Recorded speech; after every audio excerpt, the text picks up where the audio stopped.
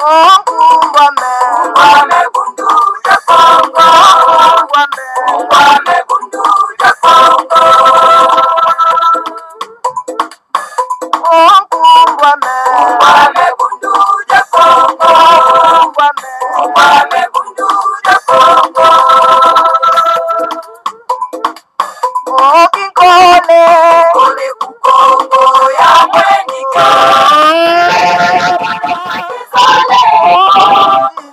Ayakena mani mumbandwe. Mufuluza kandanya Kongo. Mufuluza kandanya Kongo.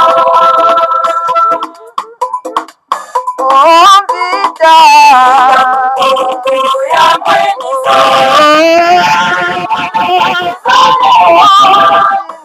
Ayakena mani mumbandwe. Mwana kitabu Kongo. Mwana kitabu Kongo. Okiaje Ya mwenika.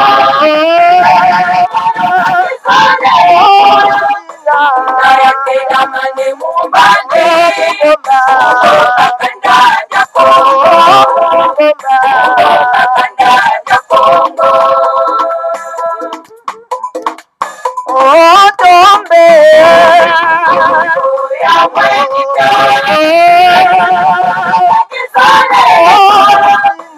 Ayakena mani mumbandwe. Katembe kukongo. Katembe kukongo. Ungwame bundu ya Kongo. Ungwame bundu ya Kongo. Ungwame bundu ya Kongo. Ungwame bundu ya Kongo. Ungwame bundu ya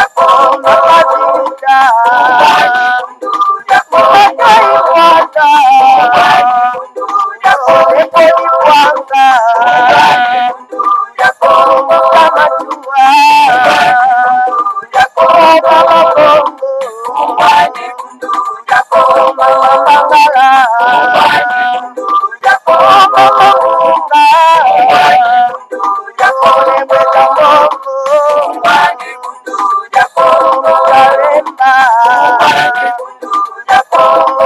Ungwame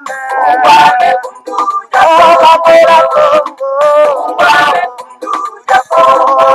Ungwame bundu ya Kongo. Ungwame bundu ya Kongo.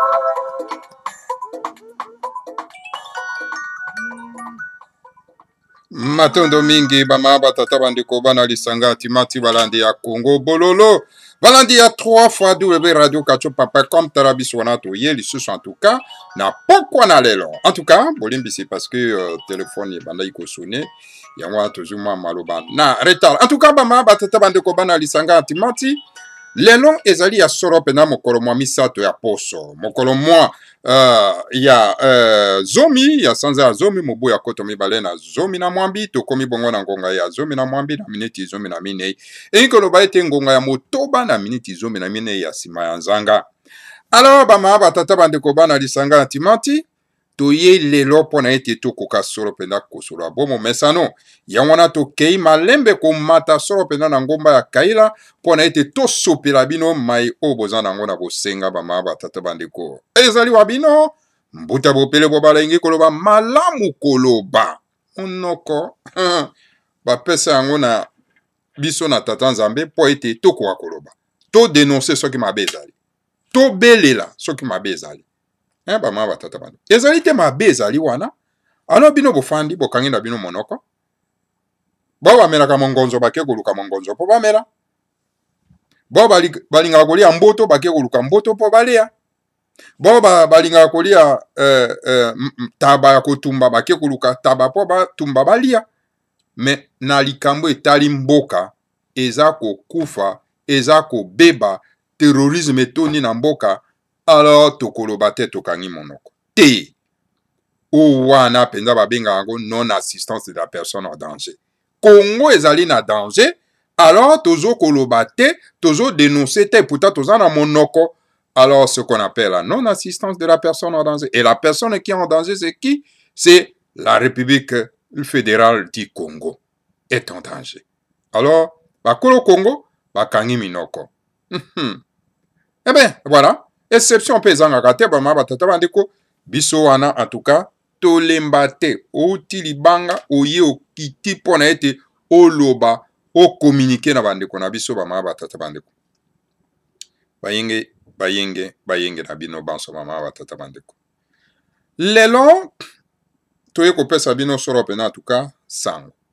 Liboso keto banda solo pena en tout cas na sango o tokoyi kopesa bino na pokwa na lelo bama batata bandeko.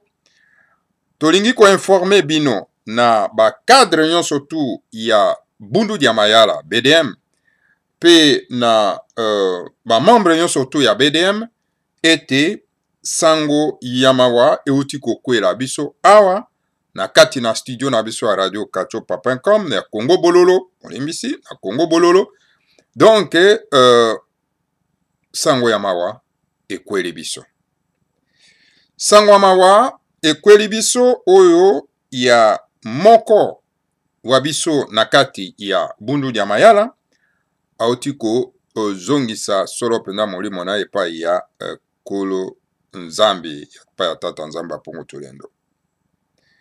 Message donc euti ko kwela ngawa na studio epai api cadre ya Bundu dia Mayala na kombo ya donc moko ya BDK et BDM na kombo ya l'honorable Lembe Fuku député provincial du Congo central donc Kesa dia Bundu dia Congo donc azali Kesa aussi ya Bundu dia Congo donc un grand cadre ya BDM ya Bundu dia Mayala donc il n'est plus.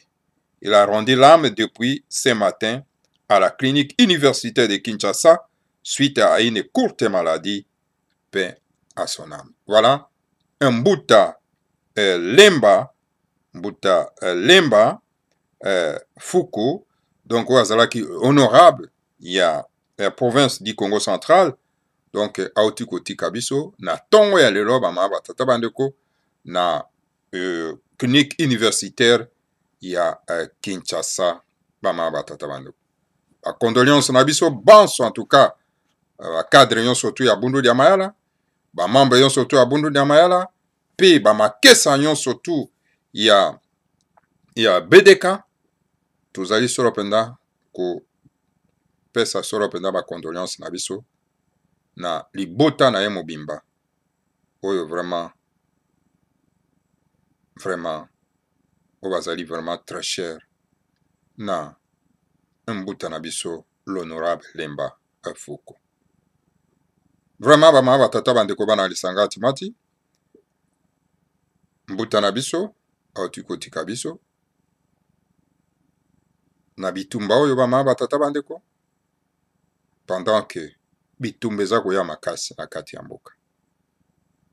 Voilà message ya mawa oyo na ngai kopesa bino na pokwa lelo bama batata bandeko. Matondo mingi na bino baso. Alors bama batata bandeko bana lisanga antimanti toza na mwa ba point oyo toko soulever lelo bama batata bandeko. Point ya liboso ezali démission ya Miki Alei ou azalaki ambassadrice ya États-Unis d'Amérique na Nations Unies. Auti ko démissionner. Abwake Ponce a kokite. Abi na kokite. Abwake Ponce a keko se reposer. Alors, nini oye tindi Miki Alei akoka kobwaka Ponce a déclaré que non a kokite. Bamoso bakoko spéculer oh non parce que mes attentes ezalaki contre yena Trump. Oh non te makambo ya Congo na lobby makambo ya Congo yango nde esali ke Miki Alei a déposé abwake Ponce pour makanisi ekokani te. Miki Alei akei na Congo akeiti kuna esika baza ko violer basi na biso na ba element terroriste ya Hippolyte Kanambe na ba element terroriste ya Kagame na Museveni amoni ndenge basi baza ko souffrir ya Congo. Alors donc azalaki na mawa mingi pendant que moto babengi Guterres portugais oyo mboka ne kenda kokonza Angola. C'est pas pour rien batie Guterres na kati ya comme secrétaire général des Nations Unies po bayebi ete makambo mazo ya makasi na kati ya mboka wana esenge batia un ancien colonialiste na place wana po asala mosala ya kobebisa mboka wana wa mawata tabando. Alors donc voilà, tokomeka ko développer yango totala pourquoi Miki allait à démissionner. Et sengeli ba imboka ba développer donc la démission de Miki Ali.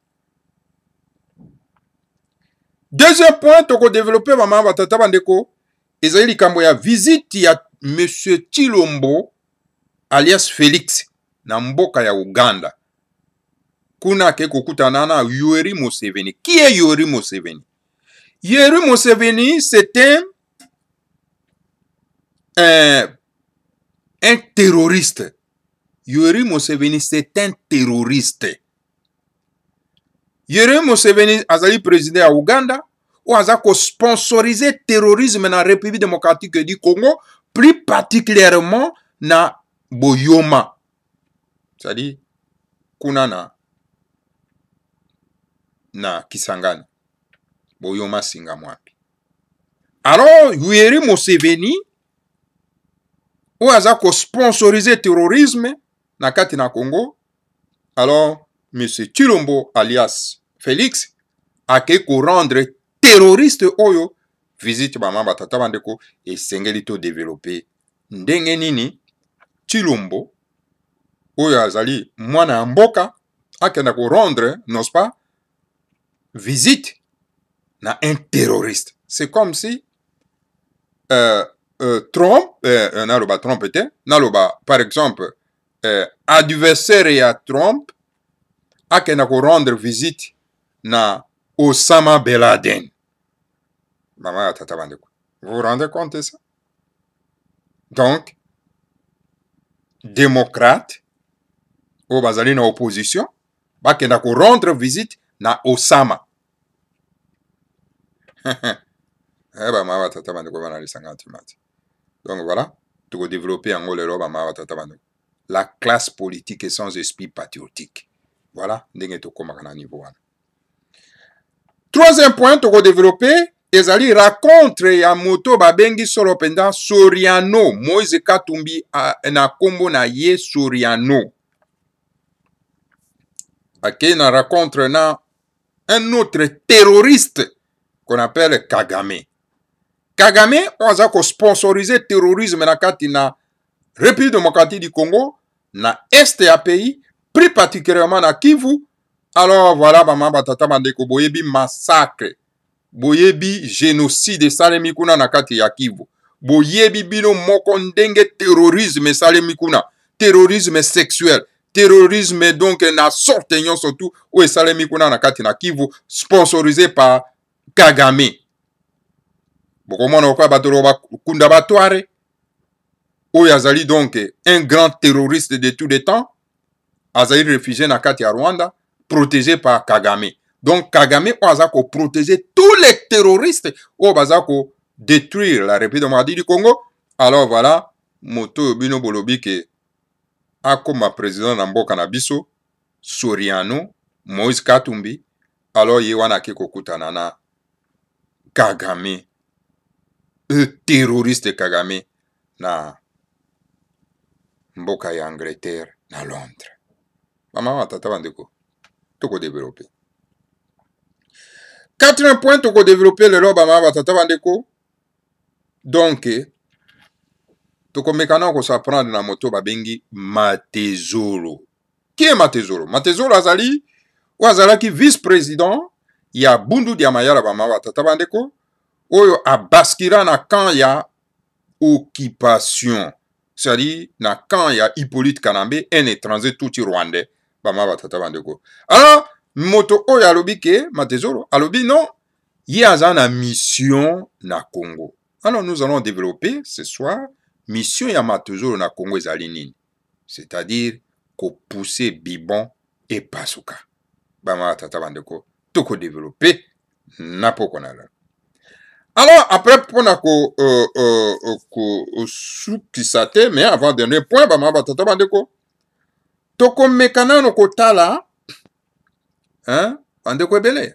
Bayebi na bango le grand maître Fumanda Nsemi te, ko pesa ba qualification ndenge na ndenge, o Fumanda Nsemi, alingi ko balkaniser Congo, etc. Ou azali donc un tribaliste, tous les mots oyo bapesi et par les grands maîtres, les sages de la sagesse Congo, toko développer l'Europe, toko lakisa na bato plutôt.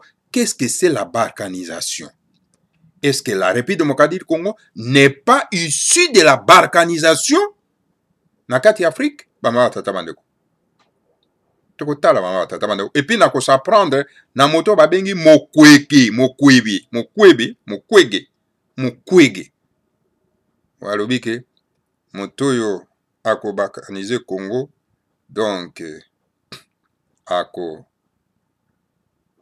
sibi soro, yamabe bama tata bandeko bana isangati mati. Et puis, ça veut dire que mokwege a évité que la République démocratique du Congo est le fruit de la balkanisation.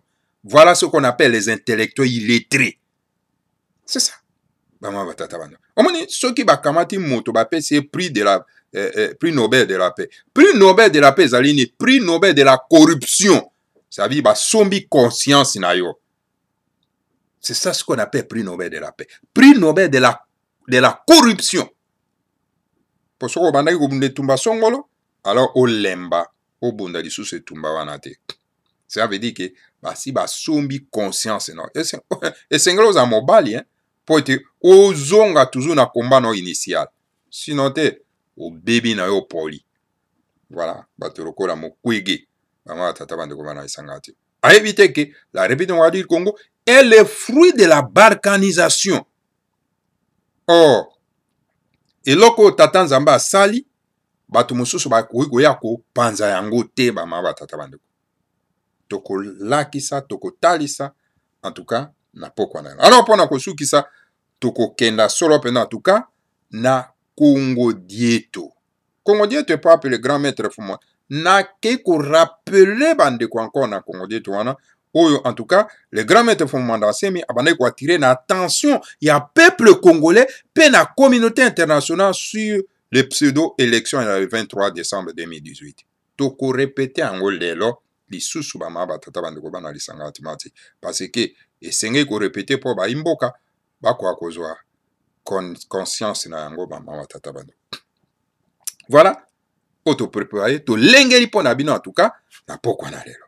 Voilà. Toko banana no ba maba tata bandeko na démission ya Miki Ale. Miki Ale a démissionné na comme ambassadrice il y a États-Unis d'Amérique na Nations Unies. Bama tata bandeko. Ba liboso te bama tata bandeko, Miki Ale pe akwa ko démissionner na nini mususu bama na institution mususu. L'institution mususu oyo a ben alongola ke États-Unis ezalaki nini Conseil à droit de l'homme. Alongo kuna. Alors jamais na koki ko États-Unis koki ko siéger na la République démocratique du Congo te o ezako terroriser le peuple congolais. Alors, conscience, il y a États-Unis d'Amérique et qu'il y a la tranquillité. Tout le monde qui siège, na bateau baza ko violer les droits de l'homme. Bateau baza ko boma bateau, mikolo tongo ti pourquoi. Bateau oyo bazo tia bateau na prison assez amabele, bateau ba tie terrorisme na kati ya mboka. Et si ko wapi ANR qui est une organisation terroriste ezali conduit par Kalunda Motov, alors bisoto siéger na batouana et si ka mokote Miki Ale a se retiraki et a sengi na mboka na ye et se retirer na Conseil à droit de l'homme. Voilà le courage d'une dame. Et pourtant, mboko et lobaka propagande et mikolonyon sur le cola ba France. Jamais. Et Fandi, na mboko ezako violer les droits de l'homme et sikamoko. esika bazoko kotuta bato na maboka esika oyo donc le terrorisme sexuel eza kosalema na kati ya mboka ya vandi na mboka wana bamama tata bana. Mais jusque là aucun ambassadeur ya France a eu courage ya ko dénoncer situation wana te. L'Angleterre c'est la même chose, encore Angleterre qui appuie encore le terrorisme na kati ya mboka bamama tata bana. Alors Miki allait a démissionner comme ambassadrice na ya États-Unis na Nations Unies parce que amoni makanisi na ye na bao nyonso to bazana na nini na conseil ya sécurité ezokokana te. Parce que ye moko akendaki en personne na mboka ya Congo. Ake amoni ndenge situation ndenge bana ya Congo baza ko vivre. Ake iti na Goma, ake kotala ndenge ba mama baza ko vivre na vraiment na état moko ya mabe. Alors donc azongi alobi non.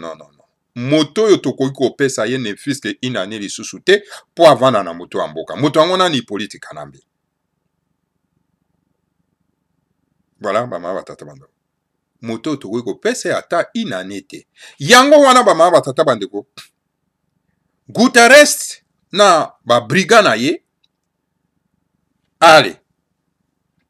Ba négocier na ba régime terroriste illégal, illégitime. Bama tata bandeko ou ça dirigé par Hippolyte Kanambe alias Joseph Kabila tuti rwandais.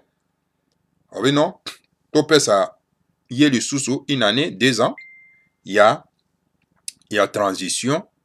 Alors comme ça, bongo bakoya ko bongisa maponami na mikomisa koya. Alors Miki ale pona ye non. Moto akoki kovanda lisusu ata une année na kati ya moto ya mboka te parce que wana eza ko prolonger souffrance ya peuple congolais.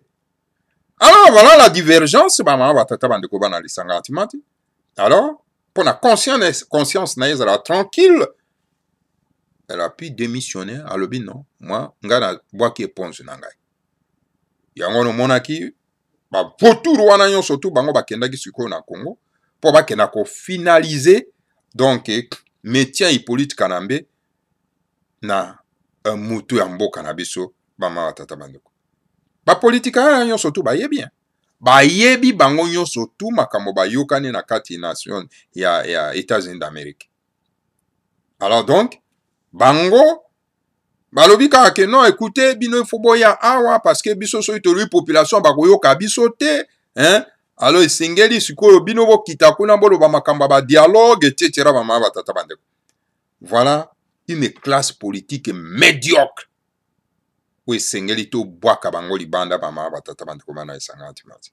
Yango monaki Nations Unies ekendaki na Congo bama batata bandeko po bakenda ko finaliser donc dialogue mosusu na Hippolyte Kanambe.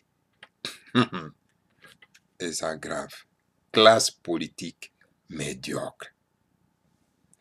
Voilà tina oyo bama batata bandeko Miki ale abwaki éponge na ye bama batata bandeko. Aingaza na conscience tranquille na ye pona ete akoka ko forcer te. Voilà on a koyi koyebisa bino yango na ba tata bana. Toke na deuxième point to rapidement visite ya Chilombo na Uganda. Bama tata bandeko bana lisanga atimanti. Uganda ezali mboko ezali voisin na biso. Mboka on ezali dirigé par Yoweri Museveni. Museveni, boyebi très bien, c'est quelqu'un qui est en train de sponsoriser le terrorisme na kati ya Boyoma. Alors, tout Congolais averti, tout politicien congolais averti, ou a un esprit patriotique, akoki jamais yonokeka, ko kotoyer moto babengi sorope na Yoweri Museveni, à cause du terrorisme ou azako sponsorisé na kati na Boyoma. Donc moto akoki ko sala ndenge wana un politicien akoki ko sala ndenge wana, c'est un traître à la nation. Lelo komona Chilombo kokenda na Uganda pona kokenda okuta na Yoweri Museveni asali la haute trahison toloba bosembo pama batata bandeko. Donc M. Tshilombo a sali la haute trahison. Il a trahi la mémoire de tous les Congolais oyo ba kwe na terrorisme kuna na mboka boyoma pama batata bandeko bana lisanga timati. Parce que soki bandeko kuna na mboka boyoma baza ko vivre na pete likolo ya terrorisme ya Yoweri Museveni. Alors donc, moto ya lobi kazali na opposition ou azali un politicien congolais, il a quoi attaquer ba onyo surtout baza quoi attaquer la République démocratique du Congo. Akoyi ko kenda ko sala krubeti te. Non. Oko kenda sala krubeti te. Alors donc, lelo oyo komona Tshilombo kokenda solo pena en tout cas et pas ya Museveni. Pona kokenda kosenga bokonzi. Alors voilà cette humiliation. Alors lingi koloba ete c'est une classe politique sans esprit patriotique. Voilà. Bama batata bande kubana lisanga atimati. Owana. To tikeli bino yango boko kako. Ko mesurer dimension ya classe politique na biso mama tata bandeko. Parce que botala bino moko. Moto babengi Tango Fort. Tango Fort c'est un Ougandais. Ndeko ya Yoweri Museveni. Et Tango Fort azo sala terrorisme na kati ya Congo. Soki toza na classe politique vraiment responsable. Classe politique oyo penza ezali solo penza n'esprit patriotique et ko attaquer Tango Fort ko bengana ye parce que c'est un terroriste mboka eza ayete mais ya za la général na mboka na bomaka bato. Mes chers amis, ça va pas là non? Et voilà, la classe politique est miwete. Mawamiki. Alors ngana ko kamwa na analyse ndeko na biso oyo babengi Molowai qui dit que non, ezali malamu kokende kuna parce que boyebi Yoweri Museveni ye moto azali parrain ya Hippolyte Kanambe oyo ye moko azo kobenga ye Joseph Kabila. Jusqu'à présent, Yebite qui Hippolyte Kanambe, c'est un tout Rwandais. Son nom c'est Hippolyte Kanambe, son nom ce n'est pas Joseph Kabila. Vous savez, il y a des gens qui sont et Hippolyte Kanambe, ils sont parce que voilà. Alors, il est tenté de le défendre. Non. Et ayons l'esprit patriotique, mes chers amis. Même bino bato baza ko loba na mwa ba YouTube, bozo loba na mwa ba chaîne na bino bosa mwa ba chaîne na bino bozo loba, mais bo pesa ka bato l'esprit patriotique. Ndenge wana en tout cas, ezana tina moko te ya kolanda bino. Tina te ya kolanda bino. Donc les qui na deuxième point ba mama tata bandeko epa ya moto babengi Soriano. Soriano na kombo ya Katumbi Moïse. Bomona kiye, bomoni ba photo, ake kokutana na nani na moto babengi Kagame. Qui est Kagame? Kagame azali mokonzi ya Rwanda. Oyo aza ko sponsoriser terrorisme na kati ya mboka ya Kivu. Vous savez combien de millions de Congolais qui sont morts na Kivu à cause du terrorisme oyo Kagame a sponsorisé? Boyebi combien de terroristes oyo baza na kati ya mboka na biso oyo Kagame atindi na kati ya mboka na biso? Et ces terroristes baza ko sala massacre na kati ya mboka na biso ya République démocratique du Congo? Est-ce que moto oyo penda azali censé po akoma mokonzi na mboka na biso akoki ko sala ba compromis na terroriste lokola Kagame? Mais Kagame azali moto oyo mwana mboka ya Congo soko azali mwana mboka ya Congo kotindele message fort, message de combat. Bama tata bandeko. Moi, président de la République, j'irai jusqu'au Rwanda et détruire Rwanda et l'annexer en République démocratique du Congo. Moi, président de la République démocratique du Congo, j'irai jusqu'au Rwanda, détruire le Rwanda et l'annexer en République fédérale du Congo. Mais ali teke, yo keno sa wakulubet. D'abord, premièrement, kendaki kuna, akeko, s'incliner na mémoire yaba moro yaba tuti Rwandais. Pendant que moto ya zana bokonzi kuna na mboka ya Rwanda, na kombo ya Kagame, a tué plus de 10 millions na kati ya République démocratique du Congo. Bongo yo kenda ko s'incliner na mémoire ya mwa bato na ye oye moko abomi bango kuna na kati ya Rwanda, asali mémorial na ye. Non. Vous ne méritez pas d'être des responsables politiques dans ces pays-là. Parce que boyebi tien bozana bino ba paya. Alors pona bato bazoko landa, bino ba katange. Hein? Est-ce que moto ande ngona bogo landa? Ki akoma mokonzi na bino? Mais ako teka bino bien. Yango tolo bien. Tolobi boye bolanda. Tolobi Monsieur Kalunda Motov alias Kalev. Lokola bino bo bakatange. Bolingi ba étranger ba konza bino. Bo sala ya bino république. Et pa wapi boko zwa ba paya wana ba konza bino. Mais se retirer na Kinshasa et pa mboka ya Bakongo mabela Bakongo. Zonga na Katanga. Kuna zwa ba paya na yo ba kena ko diriger yo kuna na Katanga.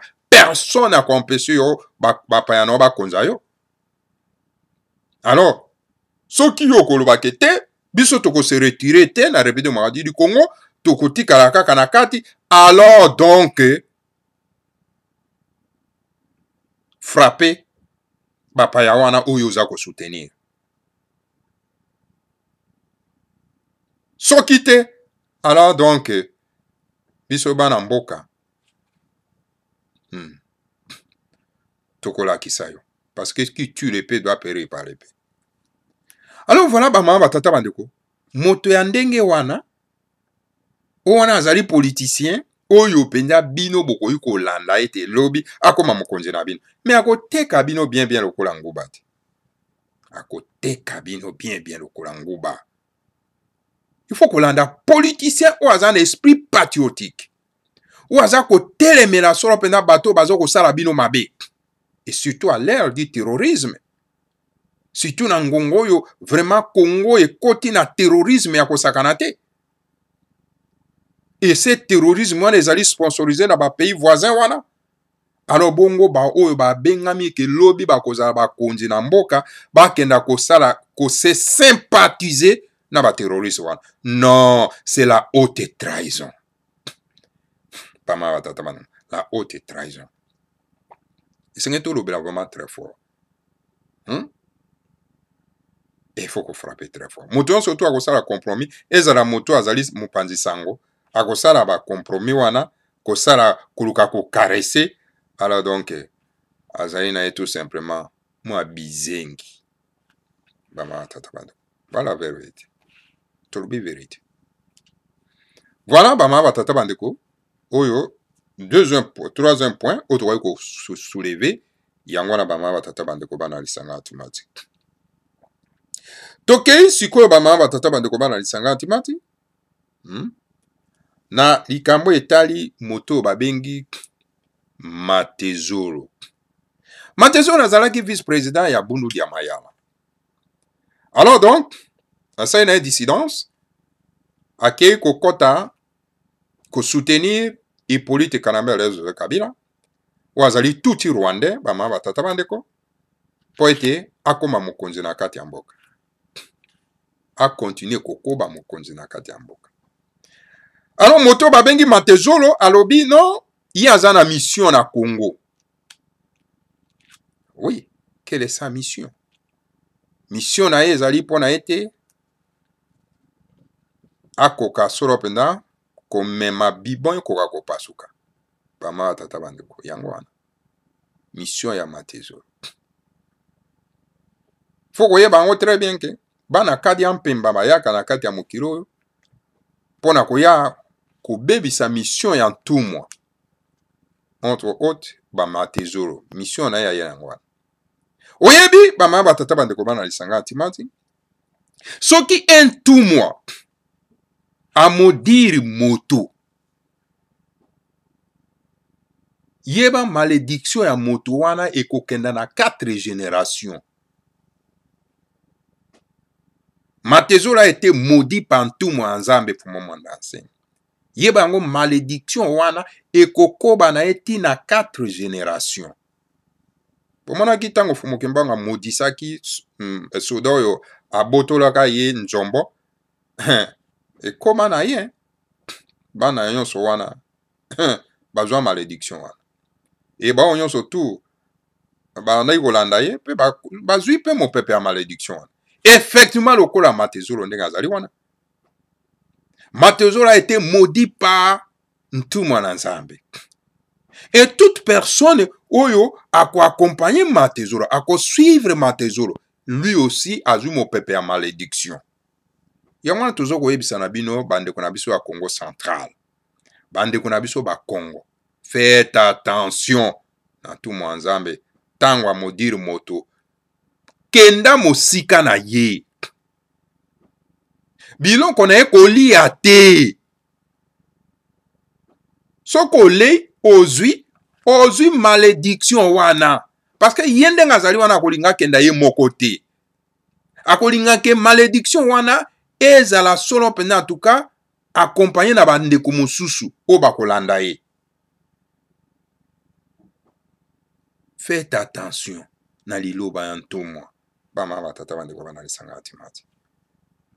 Otuna sodo yo abotolaka enfumo kimbango nzombo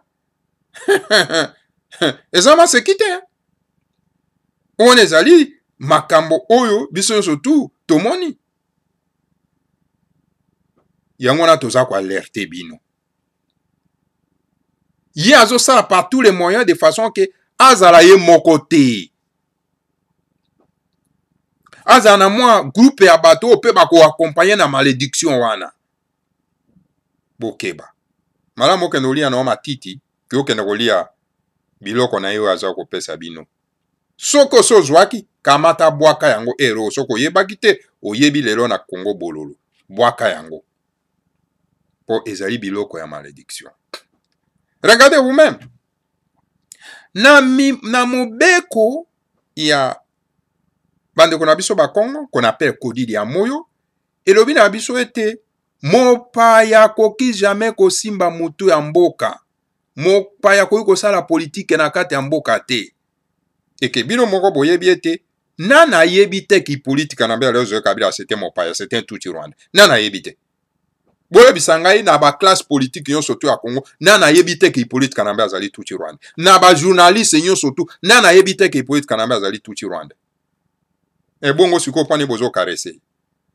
Ok na mobeko na kodidi ya moyo elobi ete mopaya koki kosimba mboka te. Soki mopaya simbi mboka c'est-à-dire malédiction ekweli bino na kati ya mboka. Alors il faut se débarrasser vite possible maman tata bandeko. Hippolyte Kanambe c'est un touti rwandais, il n'a rien à voir avec le Congo. Demandez le monde spirituel ba yebi yango ete moto wana azali mwana ya mboka tadi race bantu te. Mais bino bokomi ko vénérer na kati ya mboka na bino. Bato lokola tambo alias Eliezer bazo benga Rais Umera, hein? Rais Ndeko Kabila. Et pourtant ba yebi te ke Kabila sa akufa na ye o azali wana nde Hippolyte Kanambe. Alors donc kokenda ko soutenir un étranger na mboka na bino ezali boza ko attirer la malédiction. Boko mona ba catastrophe koyela bino na kati ya mboka ba tremblement de terre ba accident mortel ba mbule za kobeta na mboka moi makasi na mboka donc mais bomitunaka mais situation ezo komela biso na tango ya mobutu ezalaki te mais ndenge ni situation ezo komela vous ne faites même pas la lecture de l'histoire bomitunaka vous ne posez pas de questions et senge botuna mituna. Alors, mosala wana ba journalistes, ce sont les journalistes ou ba koyi kosala mosala wana ya ko éveiller bato. Mais kasi tala ba journalistes na Congo, bazo lalisa na bango nde bandeko. Bazo caresser mopaya. Mais bon, combattre. Mais la classe politique congolaise, ils surtout dans son ensemble. Est-ce que bah éviter que les politiques canadiens aient pas? Mais pourquoi ils n'osent pas? Il y a quoi attaquer? Baloba qui m'a comme nationalité à teba ma tatabando. Balobi m'a comme nationalité à oh non, bato double nationalité songolo pakala. Mais bongo siko yo pona ni balobi comme nationalité et politique canadiens. Koto wana bouche béante. C'est comme si bakangi bango fungola kumba na monoko. C'est grave. Et voilà. Monsieur Amatezolo, c'est-à-dire yakoya ko bebisa misala ya tout mwana nzambe. Monsieur Amatezolo ezali koya ko mema soro penda ko pousser bibo ko ko pasuka. Voilà mission ya Amatezolo. Yangwana nakati ya Kongo ba mata tabanda. Bibo ko pasuka. Eko pasuka. Mwana ko botama. Amata tabanda. Voilà. Oh, tu crois qu'il sera pendant tout cas quoi épinglé yangwana. Nesikawana. Alors, toleki na point ya qualification. Bande comme sous balobi, oh non, mais écoutez, faut moment d'ansemi. Donc, alinga bakanize mboka, aza tribaliste, etc. La to kena na mot balkanisation. Congo, tous en au Congo, la République démocratique du Congo. Est-ce que ezali issu il y a nation naturelle au tatan Zambé asali ou bien ezali iloko oyo bato mosusu bato basali yango. Attends. Ok, tu yebi bien que Congo est botami na conférence de Berlin na 1885. Wana de sika conférence de Berlin salemaki pe Congo yeko bota. C'est-à-dire bato moko ba vandi na bango a 8000 km. Alors ba fandi baza ko kabola mboka. Lokola gâteau. Sans présence ya bakoko na biso, sans ba notable na biso, bango moko ba kaboli. C'est-à-dire ko kabola veut dire quoi? Bato alibota moko, bato a famille moko, ba kaboli bango, ba komi biteni misato, biteni mibale, etc. Alors, na biteni wa misato ba komi ba ennemi. Parce que a komi moto ya Congo d'Ivoire, komi moto ya Gabon, moto ya Angola, moto ya RDC, moto ya Centrafrique, moto ya Songolo Paka. Bakaboli bino. Eux ezalaki nation naturelle, bakaboli. C'est-à-dire, balkanisé. Le Congo est l'issue de la balkanisation. Et là, je m'adresse plus particulièrement à Mukwege. Mukwege ayebi citoyenneté. C'est un produit du colonialisme, je veux dire.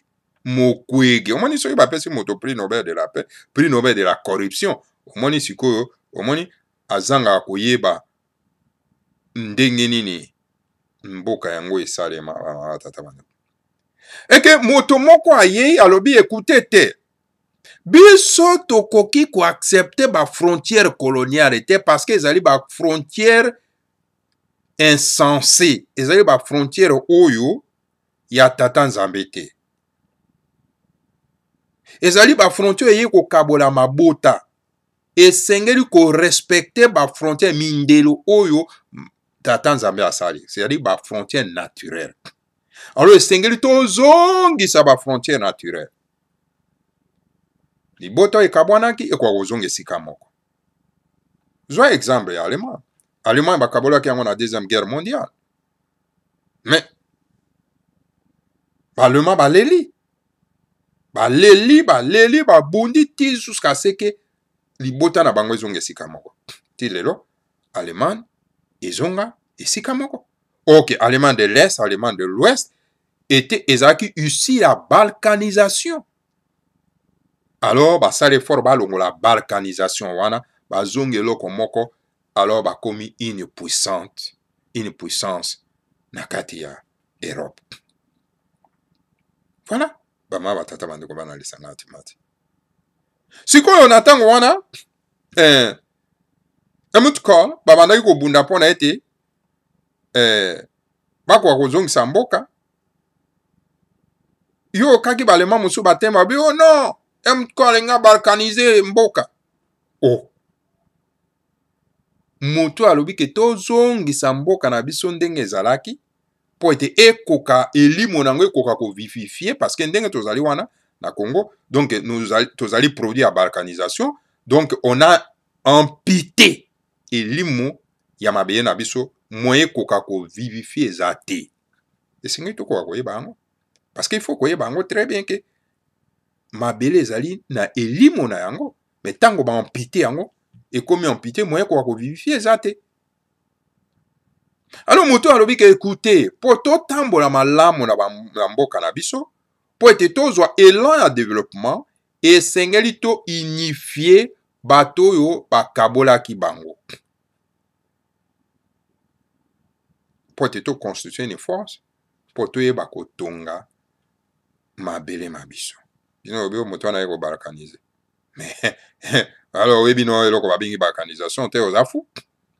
Alors tango moto atelemi le grand maître Fumanda Nsemi atelemi alobi no écoutez esengeli bato na bato bavanda na territoire naturel na bango po ete babunda mpona développement ya territoire naturel na bango yobi te mokwebe wana mokweke oh non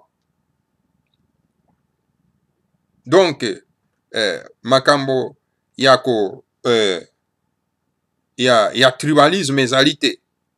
Oh, c'est quoi ça tribalisme? C'est quoi ça tribu? Ce n'est qu'une nation naturelle. Si une nation naturelle ekoki kokoma mabe ndenge nini na kati na Europe awa botala malamu soki mokwege ayaka na kati na Europe amonaka ete chaque nation naturelle ezali wana na lokota na bango na makambo na bango me bango tu baza na kati ya lisanga monene ya Europe mais empêcher bango te ke bato na bato bazala na espace culturel na bango. Voilà bama batata bandeko kozanga koyeba yango wana bama batata bandeko. Et voilà le grand maître Fumanda Nsemi ozentu mwana nzambe lui fait que kozongisa les frontières naturelles ndenge tata nzambe apesaki na bato na bato. Bokoki kowela lisanga oyo epai wapi eza kobénéficie na bino te. Namonaki ndeko oyo tambo ya alias Eliezer akende kosala kotourne filme kuna na Mbandaka bomona ndenge bana baza kotanga na bisiko baza kotanga bokomona c'est incroyable. Est-ce que lisanga wana eprocure na bana ya Mbandaka bomengo bolamu? Mais esiko eprocure bino bonheur te, pourquoi bokoki ko insister bozala na lisanga wana? Soki bomoni lisanga oyo eprocure bino bonheur te, procure bino nde ba malheur esengeli kobendana. Esengeli kobendana na tata bana. Voilà. Voilà bama batata bandeko bana lisanga atimati. Donc bato balobaka ndenge wana bayebi le grand maître Fumanda Nsemi te. Biso nde toyebi bama batata bandeko botunaka biso tokoyebisa bino bama batata bandeko. Voilà. Oyo wana en tout cas ezalaki solo pena en tout cas moi point on a kokaki solo pena ko soulever yango wana bama batata bandeko. Alors ngonga lokola ezokenda mbango tika tokenda directement na Congo Dieto po ete tokoka solo pena en tout cas ko silisa bama batata bandeko bana lisanga timati. Donc tokenda Congo Dieto 33-27 et Papi Fumanda Nsemi attire l'attention du peuple congolais et de la communauté internationale sur les pseudo-élections du 23 décembre. En tout cas, naye ko rappeler bino encore Congo Dieto oyo. Boka kotala yango malamu. Parce que na sina tangaka yango, na sina limbolaka yango, na yesus ko zongela lisusu Congo Dieto oyo bama batata bandeko. Po etena kwa ko limbola lisusu na baimboka. Hippolyte Kanambe le Tutsi rwandais et ancien taximan de Dar es Salaam, veut devenir un président à vie en République démocratique du Congo, qui n'est pas son pays, puisque son pays véritable est le Rwanda. Le grand maître Fumana Sema a insisté sur l'Okwana, puis à lobby sur l'Okwana sur place na Congo. A lobby que Hippolyte Kanambe oyo azana bokonzi na mboka na biso, azali Tutsi rwandais, aza congolais te. Mais bino bana mboko bozali kuna, ndenge ni bino bozoko yoka te. Omoni mboka na biso ezali mboka ya liboso te kwa kokonzama na mopaya. Bokenda kotuna ba péruvien na Pérou. Fujimori c'était japonais. Mais akomaki président na kati ya Pérou. Na sima bambula ba péruvien ko comprendre moto aza mopaya. Basaki ni ba bengana ye Fujimori akimaki na mboka na ye na Japon. Jusqu'à ce que balandi Nations Unies na conseil na nini na Nations Unies balobi non charte ya Nations Unies ezoloba na biso ke mopaya koki kokenda kokonza mboka mosusu te, mais Fujimori c'était mopaya mais aye kokonza biso awa tobengane akimi na nini esengeli bozongisa ye awa. Baimboka le peuple congolais bo pousser ba politiciens na bino wana boza kolanda, bo pousser bango wakete moto oyo aza mopaya esengeli bino bokoka ko galvaniser biso to bengana ye makamba ko kenana na mapona mezate. Alors donc moto oyo babengi Hippolyte Kanambe, le grand maître Fumana Sema lobi azali na ye Tutsi rwandais, azala ki ancien taximan à Dar es Salaam, donc mboka na ye ezali Rwanda. Parce que boyo kwa ki yango te, mais siko bozo yo kango bongo ba politicien na bazo kangela bino miso osaka magui na ye. Alors à cause de l'argent de la RDC et des minerais du Congo, il est devenu le roi du monde qui fait marcher tout le monde, soit par la corruption, soit par la convoitise des minerais du Congo qui appartiennent au peuple congolais. Abi, le grand maître Fumana Sema lobi, omoni, mutuwana, azwi mbongo ya République démocratique du Congo, na ba richesse nyonso ya Congo, akomi mokonzi na yango na mokili mobimba, epa wapi, aza kotambola likolo ya mokili mobimba. Soit, aza ko corrompre mokili mobimba, soit, na ndenge mokili mobimba eza kolula bomengo oyo eza na kati ya Congo, po ete akoka kopesa bino yango au détriment ya peuple congolais. Le grand maître Fumana Semi aza koloba na bino, et pa wapi ba politicien bino boza kolanda, o bozo salaka propagande ya pamba, mais mutu lokola Chilombo akoki kokoma aza na capacité ya kokoma ya kosimba donc tonnage ya monene babengi République démocratique du Congo te. Pamba te aza même capable ya kodénoncer que moto aza na kati ya moto ya mboka c'est un étranger, aza en connivence na ye. Bon sikwa akotambusa bino mboka na ndenge impossible. Esprit patriotique eza te. Le grand maître Fumana Sema lobi, pendant qu'il est en train de flouer tout le monde en parlant des élections du 23 décembre prochain, il achète des armes en Russie, sollicite la Russie pour voter en son secours et considère tous ceux qui soutiennent la pseudo-élection du 23 décembre prochain comme des gens qui soutiennent son jeu pour se maintenir au pouvoir, contrairement au verdict de la Constitution.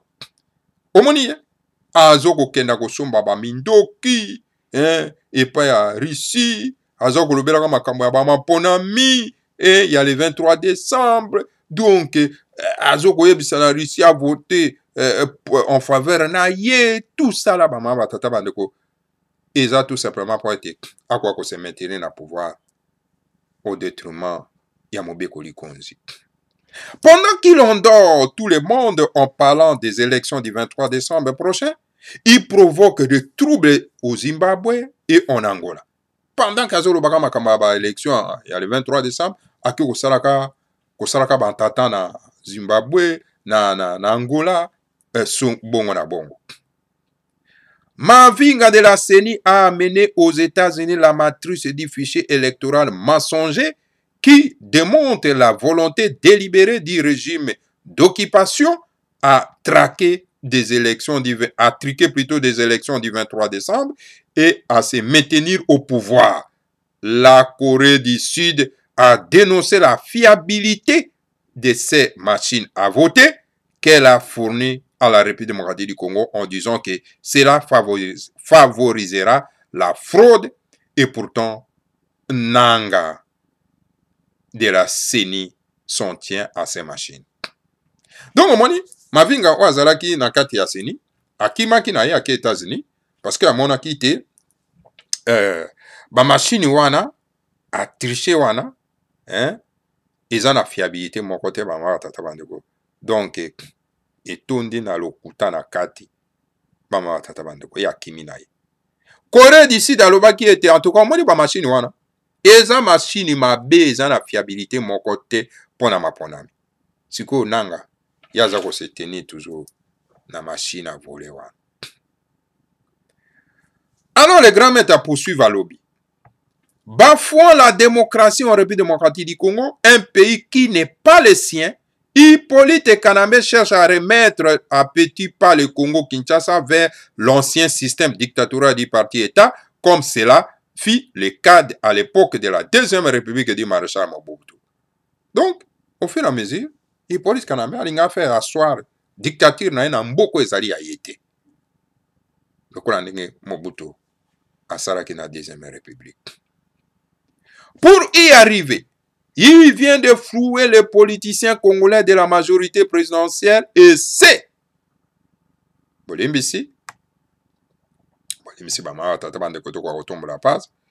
et c'est de l'opposition, des mascarades, de se regrouper dans une même plateforme appelée Front commun pour le Congo, que les Congolais appellent Front commun pour les corrompus, soi-disant pour mieux affronter les élections du 23 décembre qu'il a au préalable truqué à sa faveur. En ce moment, Koko Sakabatu Bamaba Tatabana. Aye Akose Batu, Makamona Lokuta, et Tetala, tout ça, la plateforme, hein, on va bien donc les fronts communs pour les corrompus, et puis dans l'opposition, mon quoi, mascarade, il y a Lokuta, on va y se regrouper dans kati ya nini yana lisanga wana mama tata bandeko. Alors donc, pour ko loba ete voilà, tout ça li plateforme ou epapi, tout koya ko se regrouper na kati pona ma ponami oyo bango moko basi ba tirki yango d'avance. Et après cela que deviendra cette plateforme? Malheur aux politiciens congolais qui l'accompagnent dans ces bêtises pour leurs propres intérêts égoïstes. Nasi mama ponami wana. Bongo siko plateforme ego komani. Mawa. Na ba balozo landa bango. Na ba bêtises wana. Ça c'est le grand maître Fomanansé. Je le répète à toute personne de bonne volonté que la solution pour la République démocratique du Congo, fortement infiltrée d'étrangers, est de passer par une transition sans Hippolyte Kanambe. Transition pilotée par le cardinal Mosengo Passigna, qui en sera le président et qui aura un vice-président et un premier ministre, tous congolais. À défaut, nous opterons pour l'ancienne formule de UN, c'est-à-dire 1+4, c'est-à-dire un président et 4 vice-présidents, à raison d'un vice-président par communauté principale, à savoir un vice-président pour la communauté Congo, un vice-président pour la communauté Luba, un vice-président pour la communauté Ngala, un vice-président pour la communauté Swahili. Voilà. L'ici à les grands maîtres Fomanansé. Alors, nous allons répéter en gros, vraiment, na mutunyo surtout ya bonne volonté, akoyeba ngo ete solution ya Congo oye pa wapi ezali fortement infiltré na bapaya, ezali esengeli ekoka koleka na transition sans Hippolyte Kanambe. Tokoki kokenda na transition mosusu te avec Hippolyte Kanambe, s'il vous plaît. transition wape kozala piloté na nani na cardinal Mosengo Pasinya oyo akozala président et puis wape akozala na vice président na ye na premier ministre na ye bango nyonso tu ba congolais.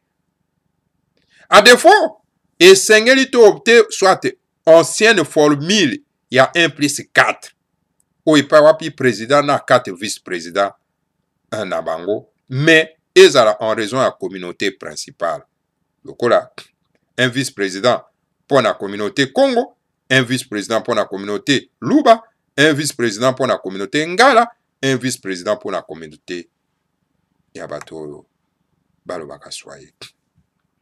Après le départ du politique Kanambe de la République démocratique du Congo, le cardinal Mosengo organisera un colloque national à l'issue duquel commencera une... Donc, Bolim Sibama, Tata Bandegobana, Isanga Antimati, tokoka soro penda en tout cas ko mati sa page pour tout temps yango clairement pour la compréhension bandeko commenceront une transition qui va durer 3 années.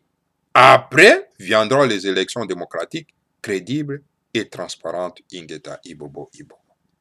Donc tango politique kanambe akei sikoyo to tikali sikoyo biso moko bama batata bandeko na tango wana sikoyo tokoya sikoyo en tout cas ko ça là donc transition il y a 3 ans na transition il y a 3 ans wana mama tata bandeko nde tokoya ko sala sikoyo ko organiser maponami ya malamu oyo ya solo solo oyo epai wapi ekozala contester na moto moko te epapi mboka ekoya kozala solo pena en tout cas na kimia nyonso bama batata bandeko bana lisanga timati.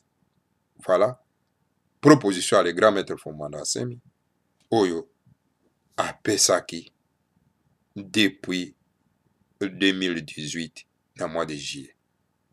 Est-ce que tozala mato ya koyoka te bama tata bando sikoyo ye oni azo koyaka na makolo na ye pata na Congo pona koyebisa biso ete tokena na transition yango ekozala na Hippolyte Kanambe.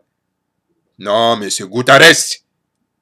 Non, il ne faut pas être trop méchant comme ça. Nous ne voulons pas du terrorisme chez nous. Tout le monde mettre fin au terrorisme on a la République démocratique du Congo.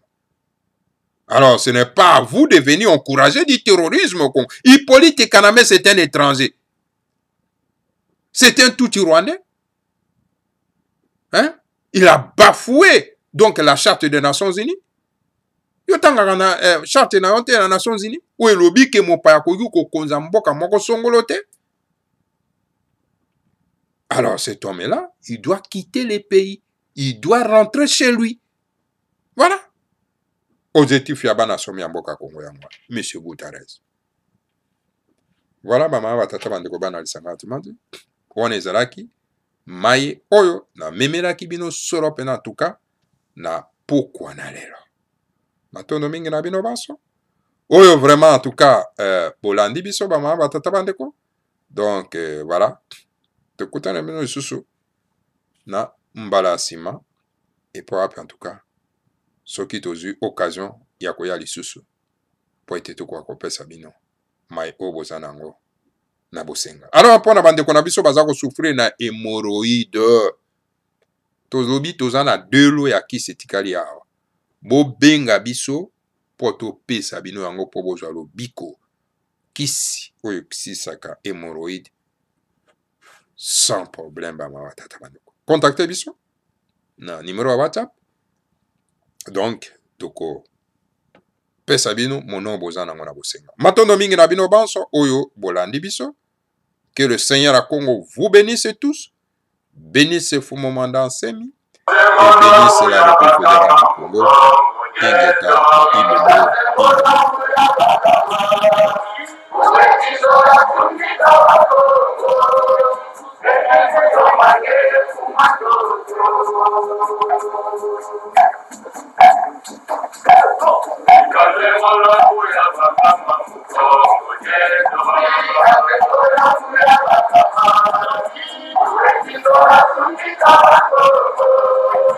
Thank